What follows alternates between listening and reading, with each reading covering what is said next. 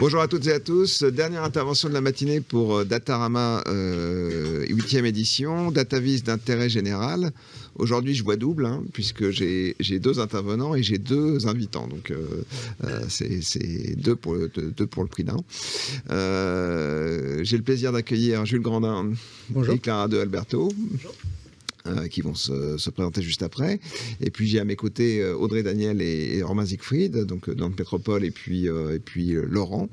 Vous allez peut-être présenter très brièvement vos institutions respectives. Qu'est-ce qui vous a intéressé chez Jules et Clara, et pourquoi vous aviez eu envie de les inviter? Voilà. Mais oui, Romain Siegfried, donc de l'agence d'urbanisme de la région nantaise. Donc on est ravis d'être partenaire de cet événement et d'avoir invité Jules et Clara pour ce thème Datarama, DataVis d'intérêt général, qui nous parle particulièrement parce que nous, les données d'intérêt territorial, c'est notre métier, c'est notre quotidien, dans pas mal d'études de sujets qui intéressent les acteurs du territoire, les acteurs de la ville, les décideurs, mais de plus en plus le grand public. Donc se pose cette question de finalement comment représenter les choses, quel outil de médiation, comment simplifier le message tout en gardant la profondeur des contenus, et notamment cet outil cartographique assez magique, voilà, sans dévoiler ce qui va pouvoir être présenté par Jules et Clara, qu'on trouvait très intéressant de pouvoir montrer au cours de cet événement.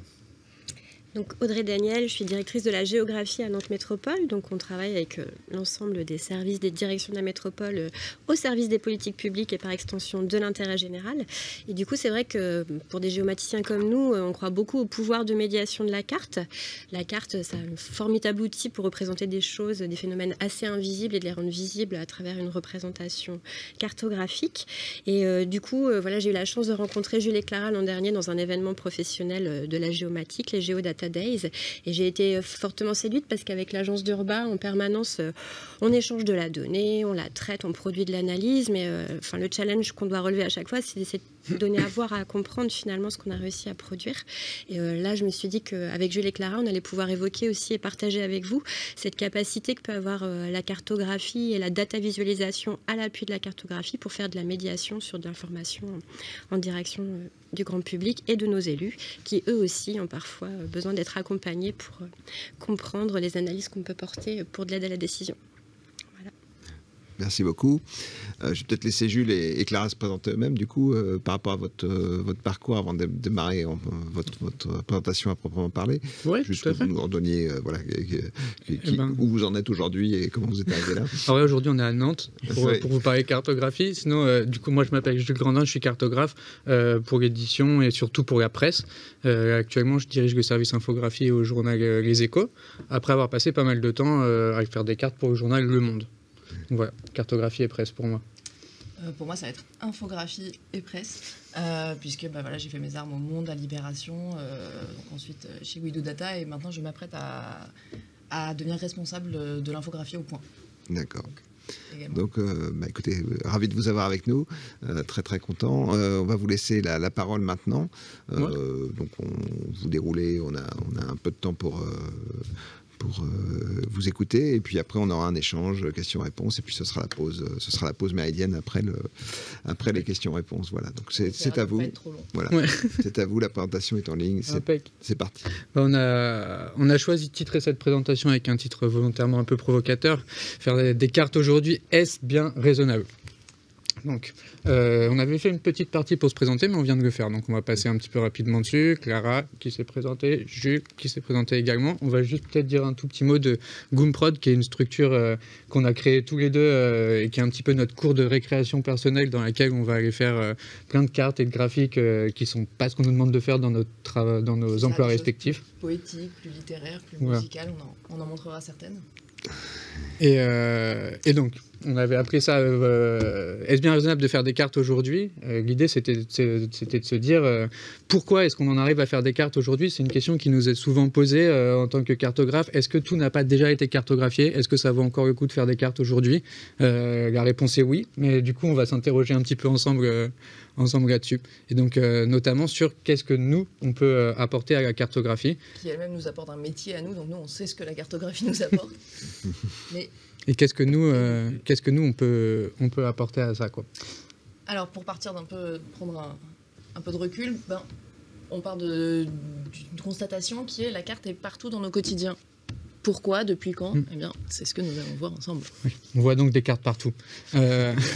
Donc ces cartes, on les voit partout, on les voit dans les mains des décideurs. Là, c'est des exemples récents qui datent surtout de la crise Covid, donc à Olivier Véran et tout, devant une carte, la carte rouge, la carte verte, etc.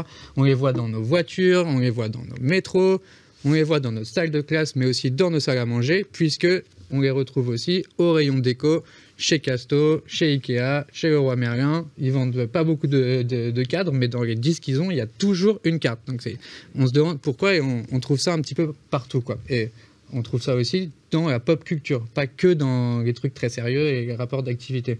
C'est ça. Par exemple, on peut penser à plein d'exemples récents moins. Il y a la carte de Game of Thrones où il y a à la fois la carte du territoire dans lequel se déroule la série, mais aussi on peut penser à celle du générique, qui est donc une carte un peu comme ça en 3D. On peut penser...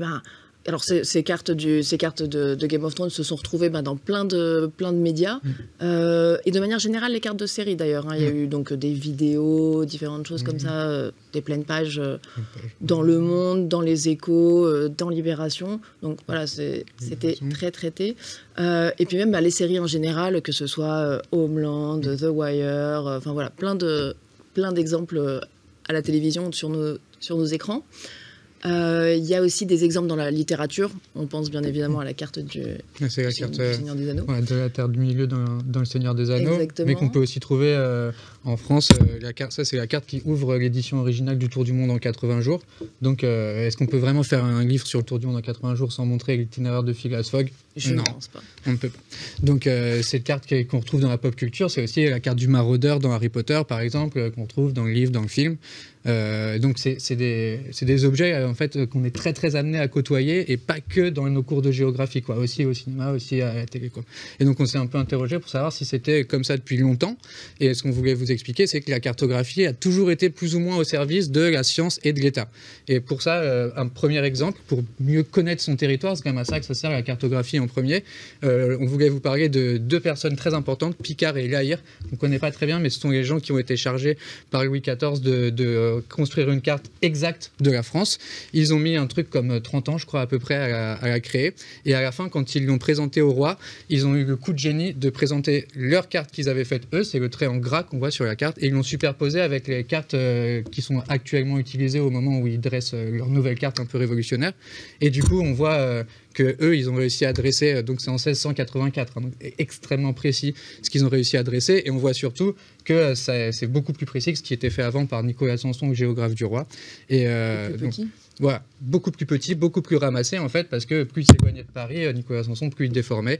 Ce qui fait que Fontenelle, dans son éloge de Monsieur de Gaillard, raconte la présentation de cette carte au roi, et raconte que le roi eut sujet de dire en plaisantant que leur voyage ne leur avait causé que de la perte, donc parce qu'il voyait son territoire réduire comme ça devant ses yeux. Donc gros stress à ce moment-là sur Picard et La Hire qui n'allait pas bien du tout, mais ils ont quand même réussi à créer une carte extrêmement précise. Donc voilà, au service déjà de l'État. Ensuite, ça peut être aussi au service de la médecine, de la santé, avec la carte de Jon Snow, donc pas celui de Game of Thrones, bien sûr, l'autre. Qui a fait donc celui-ci, qui ne porte donc pas de cap fourré. Et donc lui, il va prouver que le choléra se transmet par l'eau avec sa carte du choléra à Londres. En fait, lui, ça va être un pionnier de l'analyse spatiale, puisqu'il va croiser deux informations, en l'occurrence les décès par adresse avec la présence de fontaines à eau, et puis il va voir si on ne peut pas voir un lien entre les deux. Donc ça, c'est extrêmement novateur à l'époque. Il va voir que oui, il y a un lien. Un autre exemple, la carte et les statistiques avec Charles-Joseph Minard, donc le roi de la représentation. Ouais, je pense qu'on peut le dire. Qui est donc un ingénieur, bien sûr, pendant tout l'essor de la visualisation d'informations. Il n'y a pas d'infographiste, donc c'est toujours des gens qui vont avoir d'autres métiers. Et lui, il va inventer la proportionnalité des symboles, en fait, ou des flux. Par exemple, ici, avec cette carte du transport des bestiaux vers Paris, on voit... À la fois, on a une notion géographique, d'où ils viennent, mais en même temps une notion de l'importance du flux, du nombre des différents bestiaux. C'est aussi très moderne pour une carte qui date de 1862. On utilise encore ces moyens-là aujourd'hui.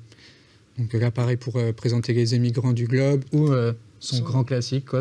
Voilà, la carte des pertes successives en hommes de l'armée française dans la campagne de Russie, qui est un peu un modèle parce que, tout en étant extrêmement claire et parlante, elle contient énormément d'informations. Des informations géographiques, des informations chronologiques, puisque c'est relié à une chronologie en dessous, des informations de température. C'est le graphique du bas. Voilà, le graphique du bas, qui sont en degrés ré au mur, donc ça n'est pas forcément hyper clair aujourd'hui, mais ça l'est à l'époque. Enfin voilà, ça fait énormément d'infos dans assez peu d'espace. Et donc, on a vu que la cartographie, elle était au service de tout plein de choses, la science, l'État, les statistiques, l'histoire. Donc, elle a l'habitude de se mettre au service comme ça. Après, la dérive qui peut en arriver, c'est ce qu'on appelle la propagande cartographique. La carte, c'est un objet éminemment puissant qui a trait à son propre territoire et du coup aussi à celui des autres. Et c'est du coup forcément toujours été très utilisé en propagande. Donc là, du coup, c'est une carte de The Communist Threat to Germany, donc la menace communiste envers l'Allemagne, 1933. Un petit peu l'inverse, une carte éditée par le Parti communiste français en 1951 qui montre qu'à l'inverse, c'est l'URSS qui est assiégé par les bases américaines. Et ensuite, du coup, un grand classique de propagande cartographique, ça va être ces pieuvres cartographiques qui vont venir étendre leurs tentacules un peu partout et qui peuvent être différents pays, en l'occurrence la Russie, dont on voit un des tentacules qui étrangle déjà la Crimée, déjà à l'époque en 1877. Sur celle-ci, c'est la Grande-Bretagne, le Royaume-Uni qui est représenté comme étendant dans ces tentacules partout sur la planète. Sur celle-ci, c'est les Pays-Bas qui viennent coloniser dans l'océan Indien, etc., etc. Donc c'est un objet éminemment puissant qui se met au service aussi du pouvoir, quoi. C'est ça. Donc les cartes sont partout, montrent tout et tout semble avoir déjà été cartographié. Mais du coup, quelle place pour nous, pour la cartographie aujourd'hui dans notre pratique ?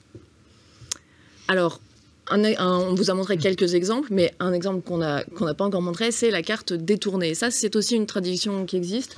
C'est pas nous qui l'avons inventée. Non, c'est une tradition cartographique où la carte devient un simple support pour raconter une histoire qui n'a peut-être plus rien de géographique. Parce qu'en fait, une carte, comme c'est quelque chose de très hiérarchisé, il y a des choses qui sont plus hautes que d'autres, plus basses que d'autres, il y a des choses qui sont proches, loin, il y a des choses qui sont reliées, pas reliées, donc ça peut très bien raconter une histoire qui n'est rien de géographique. Et une des premières personnes à faire ça, ça va être Madeleine de Scudéry en 1654, qui va créer une carte très connue qui s'appelle la carte du royaume de Tendre, qu'on appelle aussi carte de Tendre. Donc c'est celle-ci. Elle utilise les codes géographiques et les codes de la carte pour raconter en fait une relation amoureuse entre des gens qui vont se rencontrer. Donc ça se passe au sud de la carte, dans le village de Nouvelle Amitié. Et après, il y a différentes routes qu'ils vont pouvoir prendre. Est-ce que leur relation va évoluer en bien, en pas bien ? Et ils vont passer par tout un tas de villages. Et surtout essayer d'éviter le lac d'indifférence auquel on ne veut surtout pas s'échouer si on démarre une relation amoureuse, quoi. Donc voilà, la mer dangereuse, des villes qui s'appellent Billet-Doux, Joli Vert et tout. Donc c'est vraiment, on utilise les codes de la carte, mais on raconte pas du tout une histoire géographique. Ça se pratique beaucoup à l'époque. On vous a trouvé deux autres exemples. C'est de l'abbé d'Aubignac avec son royaume de coquetterie en 1655. Donc là, c'est un abbé, donc c'est plus du tout le même style, hein. C'est plutôt le temple de la pudeur, le capitaine repentir et tout, parce que du coup, la relation amoureuse n'est pas vraiment quelque chose qui est défendu par l'abbé d'Aubignac. Entre parenthèses, bon, la littérature un peu galante comme ça de l'époque est assez, on va dire, ardue à lire aujourd'hui. Et on voit que, en racontant comme ça la séduction du XVIIe siècle en carte, ça a beaucoup mieux traversé le temps que certains romans à succès de l'époque. Ouais.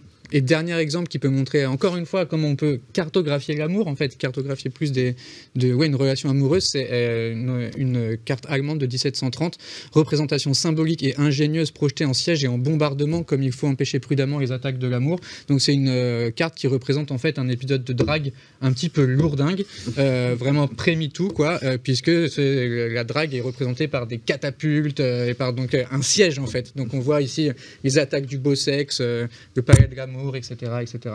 Donc voilà, on a toujours utilisé la cartographie pour représenter des choses qui n'étaient pas géographiques, et pour ça, il y a une chose à faire, c'est inventer des territoires. Absolument. Donc ça peut être plein de choses, donc on va vous montrer des exemples qui ne sont pas forcément de nous.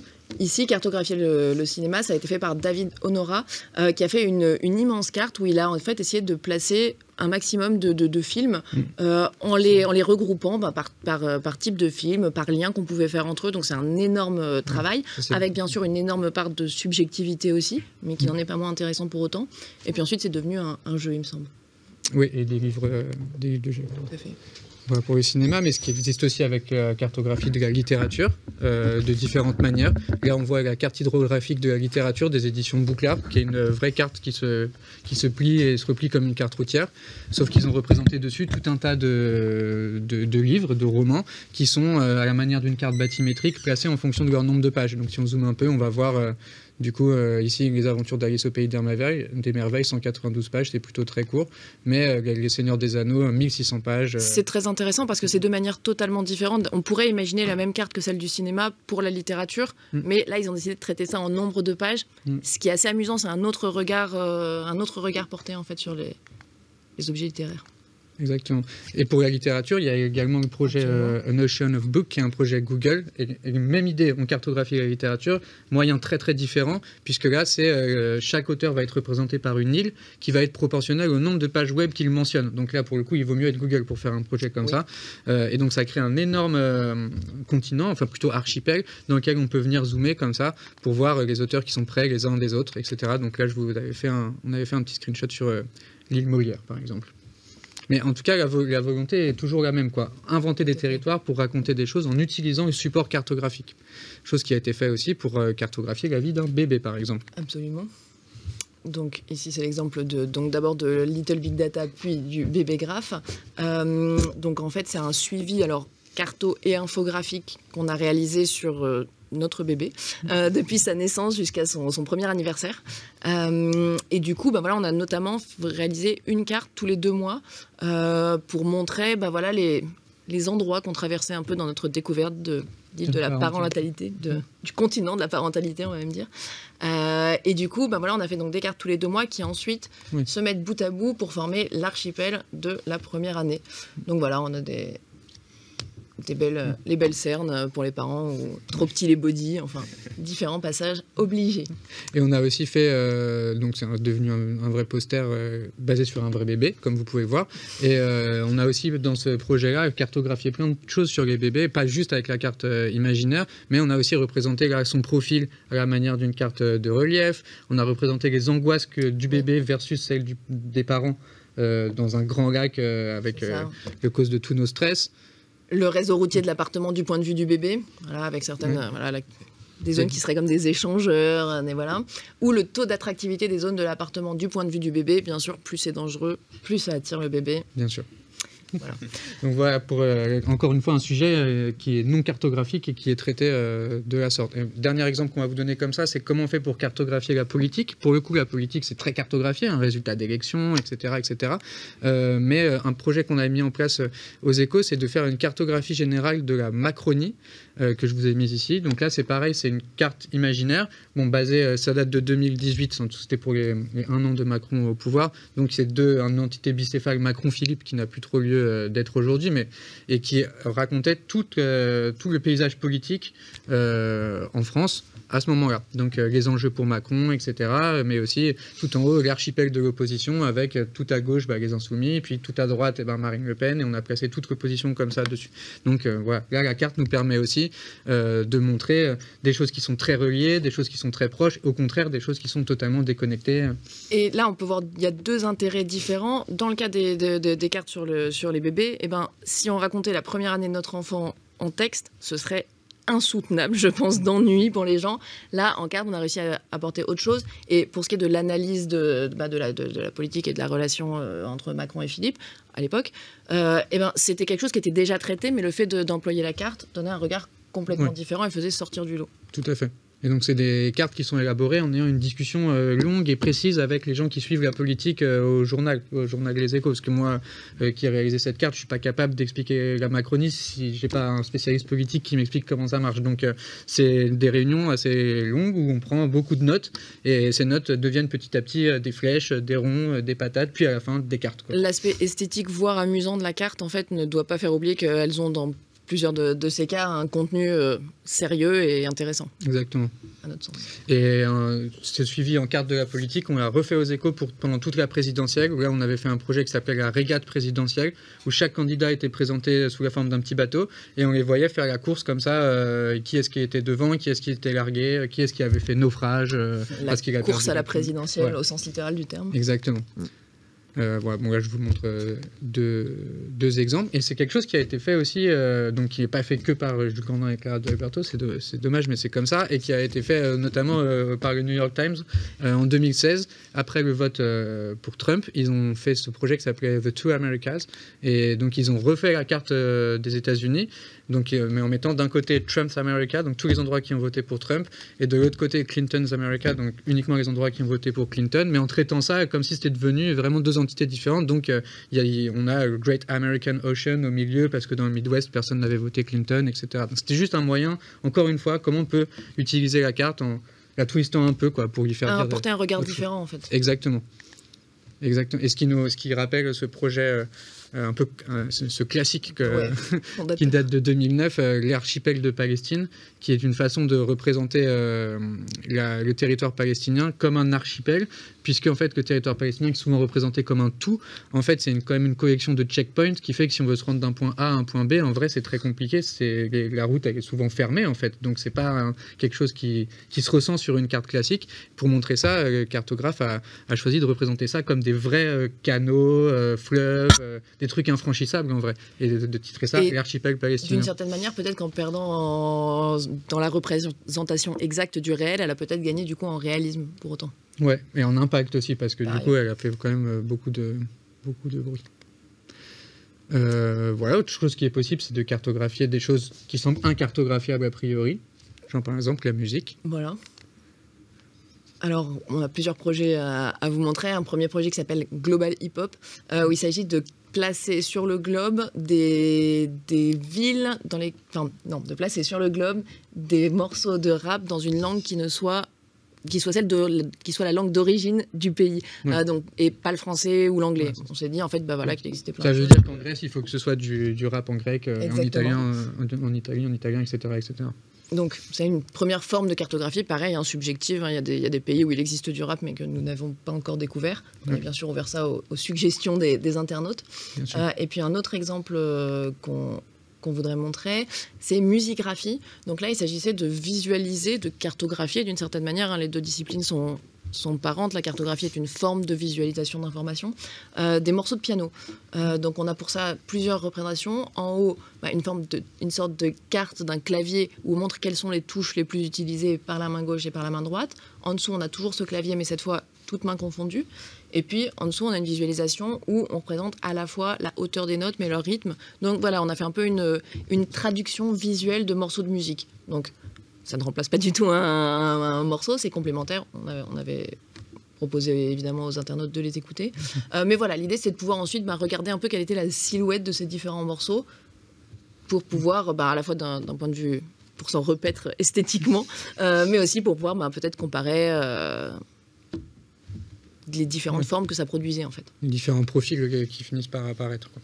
Et autre chose qui est possible de faire, c'est au moins de tenter, c'est de créer le rire par la carte. Donc à ce moment-là, on en vient à se poser une question, peut-on faire rire avec des cartes, qui est une question à laquelle on répond facilement. La réponse est oui.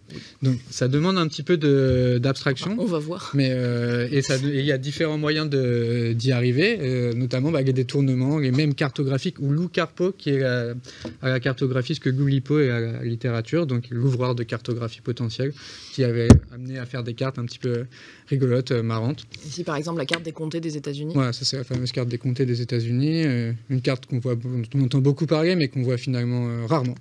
Mais ça peut être aussi donc là on est dans le lourd calembour cartographique, quoi. Le Venezuela est plus là, Ouzbékistan se détend, Andorre on est réveillé, Algérie, Altom, le classique Algérie, Altom, donc les autos versus les vélos, bien. Donc voilà. Donc, il est possible. On peut continuer longtemps comme ça. On peut continuer très longtemps. Mais comme voilà ça, aussi Tom Creuse, Yveline Renaud. Voilà, tout un projet acteurs et départements qui avait été mené par Clara, Vico Mortensen Maritime. Là, beaucoup on en de travail. Voilà, du Paris mort. Quant à le lobby, on n'a pas tout mis, mais il me semble qu'on était arrivé à presque tous les départements. Oui, je le crains, Jules. Je le crains. On en a mis beaucoup quand même. Marika était HK Haute-Seine, enfin bref. Autre chose qui est possible, qui est un projet qui a été mené par Clara pour le coup, et on est plus dans le côté de Lou Carpo, c'est créer des cartes pas forcément absurdes mais surprenantes, qu'on n'a pas l'habitude de voir. à partir de la base des communes. Donc voilà, ça va être à la fois les communes avec le nom le plus court par département ici. Oui, donc là c'est le petit nombre de communes par département. L'inverse. Tout à fait, les communes avec les noms les plus longs. Toujours par département. Et là, ce sont les communes qui valent le plus de points au Scrabble, avec entre parenthèses le nombre de points qui est apporté, donc sans les mots compris. Alors, visiblement, au Scrabble, on n'a pas le droit au nom propre, mais c'est pas grave. C'est pas grave, c'est du carto. C'est pour la cartographie. Voilà, c'est pour la carte. Et aussi, celle-ci est très intéressante. Les villes qui ont sur mer, par exemple, ou mer dans leur nom, mais qui ne sont pas vraiment au bord de la mer. C'est la carte des imposteurs sur mer, avec entre parenthèses la distance. La distance en kilomètres. Donc, avec la palme, revient quand même à Saint-Martin-de-la-Mer, en Bourgogne, à 373 km de la mer. Fauconnier avec la mer aussi, à 412 km. Voilà. Bref. Une autre possibilité, c'est de faire des cartographies encore plus absurdes pour le coup. Donc là, par exemple, c'est la carte de tous les départements, mais on leur a enlevé leur première lettre. Donc ça fait juste simplement, par exemple, le Var devient Ar. Voilà, c'est tout. Ou le Waret. Le Waret. Là, c'est la même chose. Tous les noms des départements, mais on a enlevé toutes les lettres qui constituent le mot France. Donc il n'y a pas de F, R, A, N, C et E. Donc ça crée des trucs plus rigolos, quoi. Par exemple, la Guyane s'appelle Guy. Comme ça à ce moment-là. Il faut se laisser porter par le truc. Et après, on peut aussi jouer sur l'absurde et les unités. Donc là, par exemple, le nombre de mètres carrés par hectare en fonction des pays. Donc, comme c'est quelque chose qui est stable en fonction de tous les pays. Mais bien sûr, certains pays ont une absence de données. Les pays classiques. Tous les cartographes, les gens qui ont déjà fait des cartes, savent que la Corée du Nord, le Soudan du Sud, le Sahara occidental, le Groenland sera toujours absence de données. Donc on peut jouer un petit peu là-dessus pour faire une blague. Ou ici les aéroports d'Europe au XVIe siècle. La carte des aéroports d'Europe au XVIe siècle, c'est toujours important d'être précis, les frontières représentées qui sont les tracés actuels. Bien sûr. Oui. Ou, pour créer la surprise encore, cette carte des principales villes du Japon en fonction du nombre d'habitants à différentes dates. Donc chaque couleur correspond à une date. Ouais, le problème, c'est que le globe est mal orienté, donc forcément, vous ne voyez pas la carte, mais je vous assure que si vous étiez de l'autre côté, ce serait pas très parlante. Après, ça peut être aussi créer la surprise dans la façon de présenter les données. Par exemple, en France, il existe un recensement agricole, donc on sait combien il y a d'animaux de tel type pour l'élevage dans tous les départements. On a aussi le nombre d'habitants, et donc possible de faire des cartes pour voir est-ce que dans chaque département, il y a plus de vaches que d'habitants, plus de moutons que d'habitants, ou plus de porcs que d'habitants. Donc ça donne ces cartes-là. On voit par exemple, c'est très en prépa, notre prof de géographie avait dit qu'il y avait plus de porcs que de bretons. On avait très envie de vérifier ça. Et je suis désolé pour nos amis bretons, mais il y a plus de porcs que de bretons actuellement en Bretagne. Voilà. Il y avait aussi les chèvres, mais il n'y a aucun département qui n'a plus de chèvres que d'habitants. Intéressant. Enfin, cartographie sensible et concernant d'autres manières d'utiliser la carte pour régler des problèmes. Oui, de vrais problèmes, comme par exemple où est vraiment le sud. À partir de quel endroit en France décide-t-on que c'est le sud ? Il y a plein de propositions différentes. Et c'est quelque chose sur laquelle les gens s'écharpent pas mal sur les réseaux sociaux, parce qu'en fait, en fonction de l'endroit où on est né, si on est né à Maubeuge, si on est né à Marseille, on n'a pas la même définition de où est le sud, c'est sûr. Donc du coup, les gens s'écharpent un peu sur ça, sur les réseaux sociaux. Il y a plein de propositions qui sont faites. Et donc la cartographie va être ici une manière concrète de pouvoir poser les choses à plat et proposer chacun son propre découpage. Voilà, revendiquer aussi un petit peu quelque chose, son territoire. Attends, j'essaye de... Ouais, donc les gens ils font carrément des sondages et tout. Donc il suffit de taper sud de la France sur n'importe quel réseau, vous allez vous tomber que sur des trucs comme ça. Donc c'est pour ça qu'on vous les montre. Et un petit peu dans la même idée, il y a aussi tout ce qui va concerner les régionalismes, la prononciation, l'utilisation de mots à la place de d'autres en fonction des régions. C'est les cartes de Mathieu Avanzi qui fait comme ça des cartes de régionalisme souvent.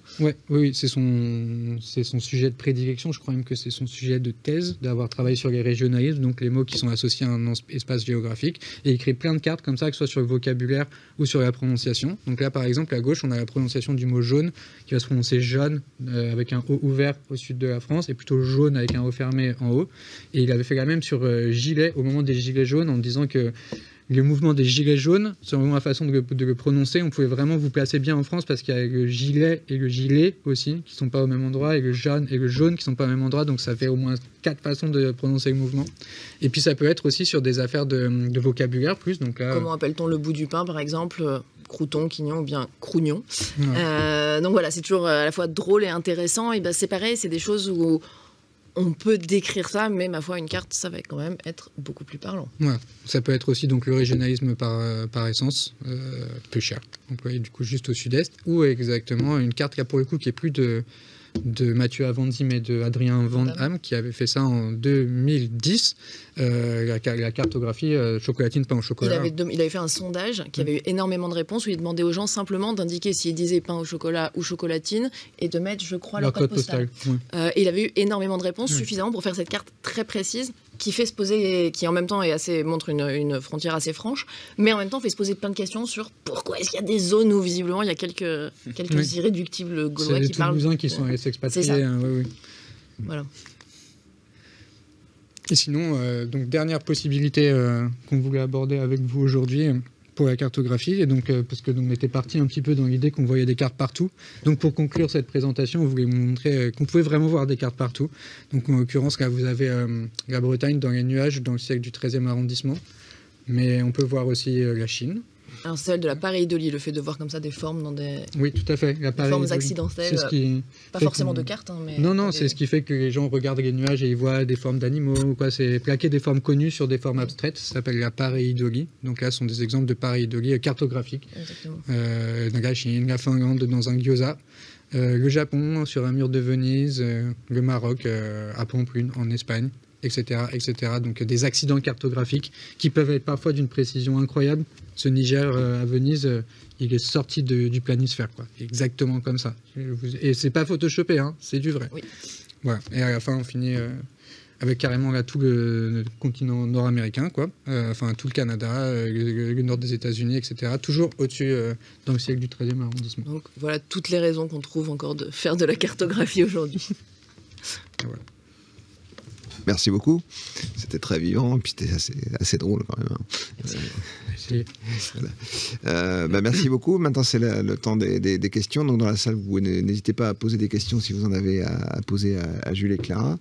N'oubliez pas de prendre le micro parce que sinon, on ne vous entendra pas pour l'audience qui est à distance.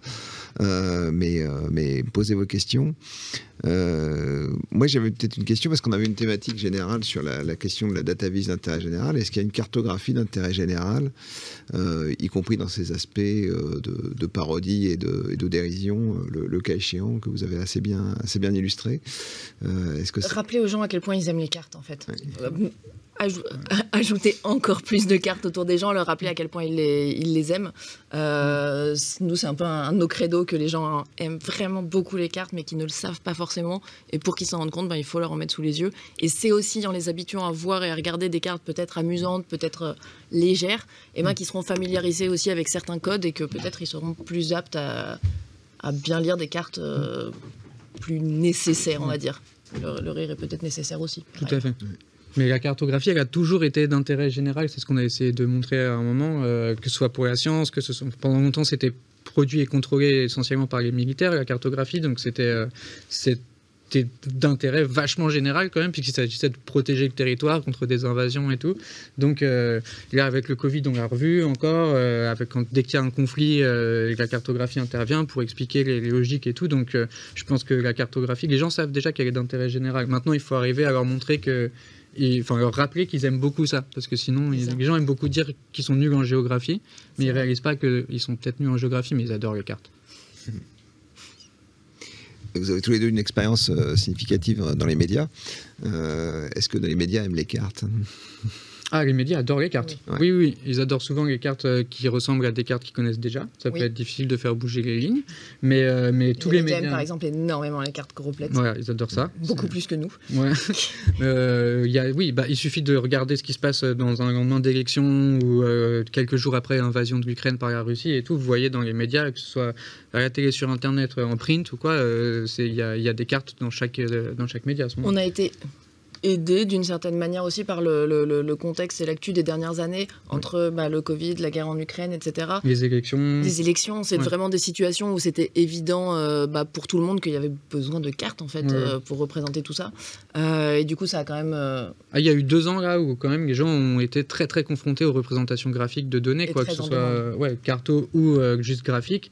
Et il y avait des gens qui discutaient du graphique de Olivier Véran, est-ce que machin, la courbe et tout. Enfin, c'est des discussions qui n'arrivent pas normalement, en dehors des gens qui font des data journalistes ou des graphistes qui font de l'information. Donc, Or, quand les gens découvrent le pouvoir de la cartographie et de l'infographie, il n'y a pas de retour en arrière possible après. Donc le terrain gagné ne sera a priori pas reperdu. J'ai une question de l'audience justement qui est un peu dans la continuité.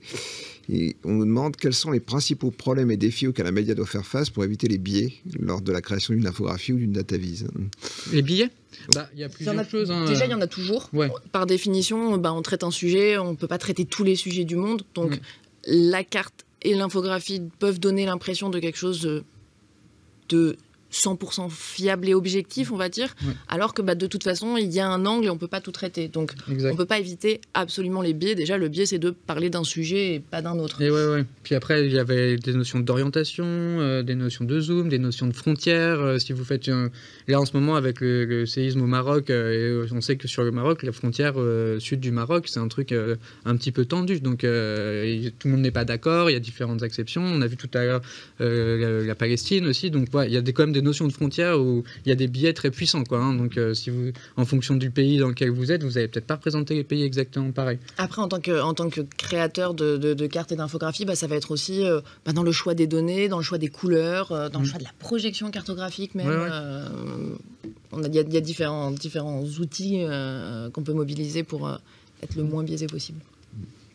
J'ai une autre question, c'est une question de Yannick, du jeune Yannick Prié, qui se demandait comment on fait une cartographie imaginaire, une cartographie d'illustration, comme la carte du tendre. Comment on l'a fait, comment on l'a réalisé. À la base, c'est juste, en fait, c'est la même chose que quand vous dites à quelqu'un, attends, bouge pas, je vais te faire un dessin, ça va être plus simple, je vais te faire un schéma. Donc c'est des ronds avec une flèche qui pointe vers un autre rond, puis une autre flèche. Et à la fin, quand on a créé en gros un schéma pour expliquer le truc, les ronds deviennent des continents, ils deviennent des îles, les flèches deviennent des routes. Ça aide d'être à l'aide sur les formes géographiques pour arriver à produire un trait de côte, par exemple, qui soit plausible. Mais voilà, ça va surtout être un travail de conception, quoi. C'est pas si facile de créer quelque chose qui ressemble à un trait de côte, à une carte. Disons, plus on en a vu, plus on sait les formes qui vont se répéter souvent et on peut faire un truc un peu plausible, quoi. Même si nous, on n'utilise pas ça, par exemple, mais j'ai vu qu'il existait des petits sites qui généraient des cartes aléatoires pour les rôlistes. Pour les gens qui font des jeux de rôle, pour pas passer des heures à inventer des cartes, ce qu'ils ne sauraient pas forcément faire, il y a des petits sites qui en génèrent automatiquement. Donc nous, on n'utilise pas ça, mais pour faire des traits de côte réalistes, ça existe. D'accord.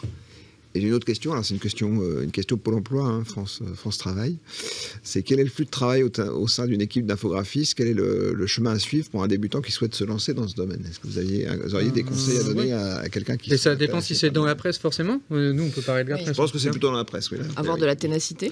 Alors si c'est dans la presse, il va falloir de la ténacité, là, pour le coup, parce que c'est un secteur quand même un peu fermé, dans lequel il n'y a pas des postes qui s'ouvrent tous les jours. Donc ça commence souvent par quand même une phase de précarité, où on n'est pas forcément... C'est difficile de se faire embaucher directement, on va dire. Donc voilà, je conseillerais de commencer par des... Après, il n'y a pas de formation d'infographie à proprement parler. Il y a des formations de cartographie. Par exemple, celle que j'ai faite, qui s'appelle le Master Cartagéo à l'Université Paris 1. Mais il y en a à d'autres endroits. Il y en a à Tours, il y en a à l'ENSG et tout. Enfin, bon, il y a des formations de cartographie. Il n'y a pas de formation datavise, infographie, du moins à mon... De notre on a peut-être qui se crée en ce moment. Là, mais...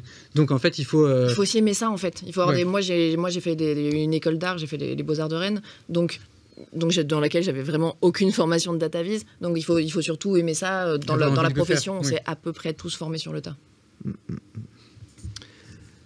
J'avais envie de me tourner vers les deux, vers Audrey et Romain. Peut-être que vous avez des questions à poser à Julie et Clara qui seraient intéressantes à partager. Voilà. Oui, merci beaucoup pour votre intervention sur la cartographie qui illustre quand même pas mal effectivement l'enjeu de représentation dans différents domaines, et c'est amusant de voir que parfois effectivement on ne s'attend pas à avoir une carte et vous avez réussi à le représenter de manière à la fois très accessible et très ludique, sympathique. Merci. On a bien rigolé en tout cas sur les cartes, y compris absurdes, que vous avez pu nous montrer.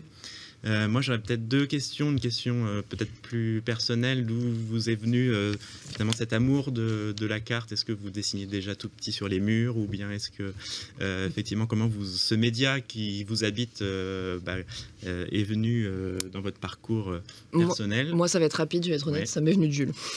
D'accord, très bien. Elle s'est défaussée de la question. Bam. Incroyable. Non, je n'étais pas une ado fascinée par la géographie. Je pense qu'on est tous un peu fascinés par les cartes. Tu ne le savais pas encore. Exactement, je ne le savais pas encore. C'est juste ça. Mais moi, ça m'est venu quand même dans la rencontre avec un prof de géographie. Ce qui fait la différence, c'est ça. Parce que dans le secondaire, les profs de géographie, ça n'existe pas. Ce sont des profs d'histoire-géographie qui sont quasiment tous historiens et qui abordent la géographie sur le mode bon, faut bien qu'on fasse un peu de géographie, je sais que ça vous saoule, mais on va le faire, et puis après on refera de l'histoire, vous inquiétez pas. Donc le jour où on a pour la première fois un prof de géographie, les choses changent beaucoup. Là on se fait, mais en fait c'est une discipline passionnante. Et après on fait, mais en fait c'est extrêmement bien, en fait je vais peut-être faire ça. Voilà. C'est comme ça que c'est venu. Très bien, d'où la carte effectivement en particulier. Et puis une autre question peut-être sur la data vise. Est-ce que les outils numériques aujourd'hui que vous avez pu montrer, notamment avec des sondages qui permettent de faire aussi participer un peu tout à chacun, est-ce que c'est une révolution pour vous dans cette façon de représenter la carte et de la faire vivre, ou finalement est-ce que les codes se transposent assez facilement avec ce qui a pu être fait par le passé? C'est une aide énorme. Déjà, nous, on est arrivé à un moment où on réalisait déjà toutes les cartes et les infographies à l'ordinateur. Donc ça déjà, il y avait déjà eu une étape.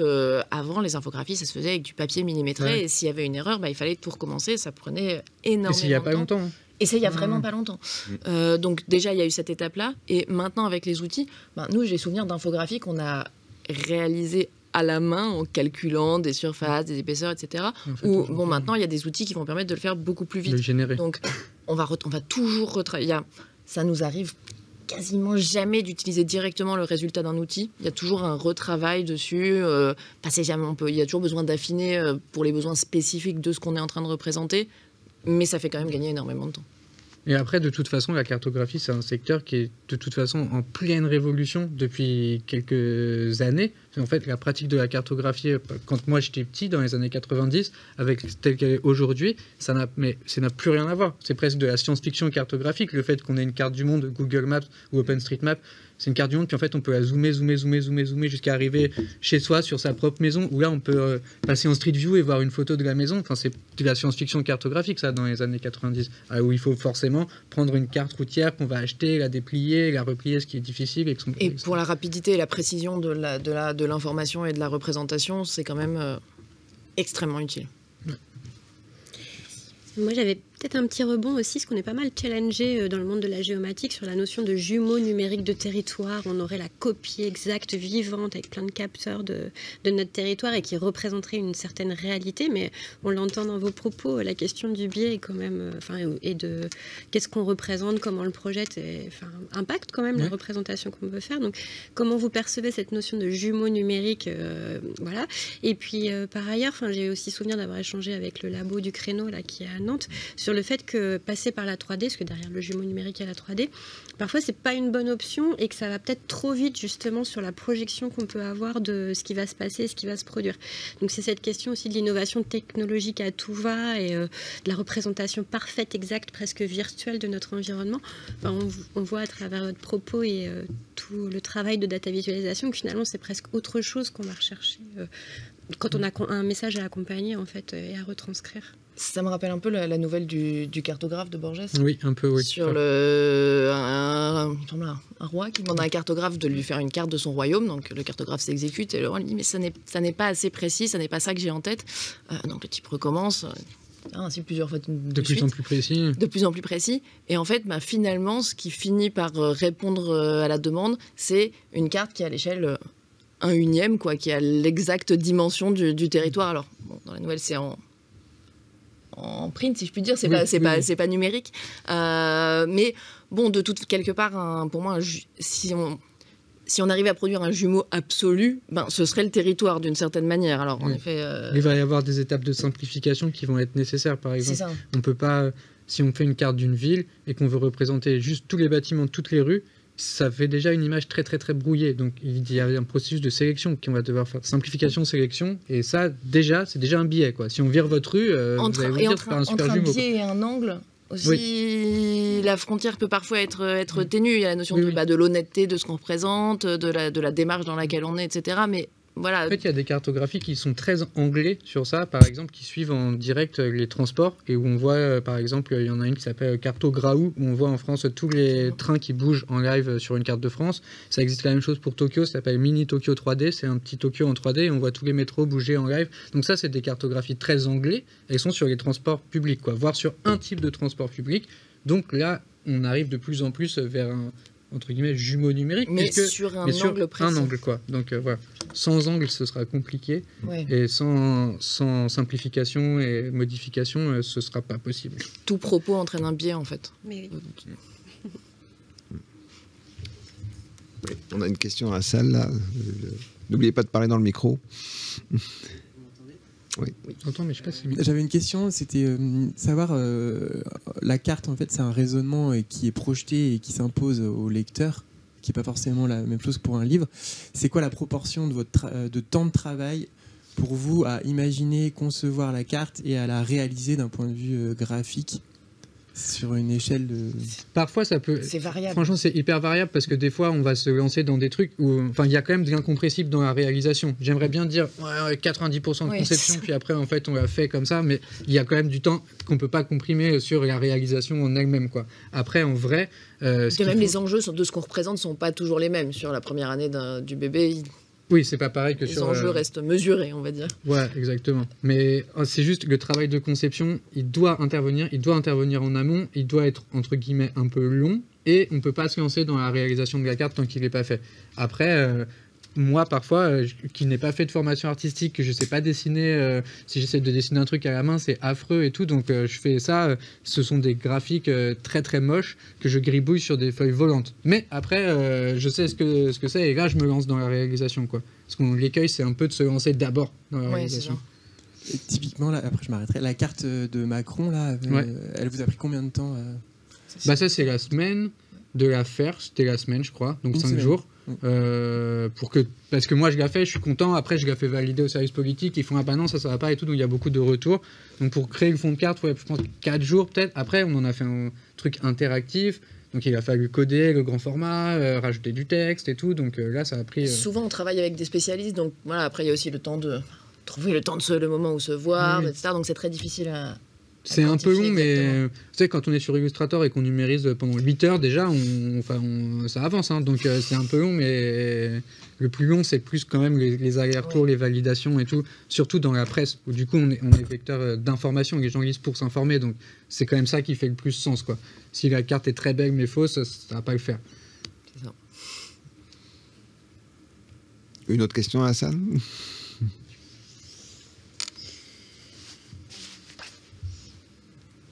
Moi, j'avais une question sur le thème. Voilà, on en parle beaucoup, d'IA générative.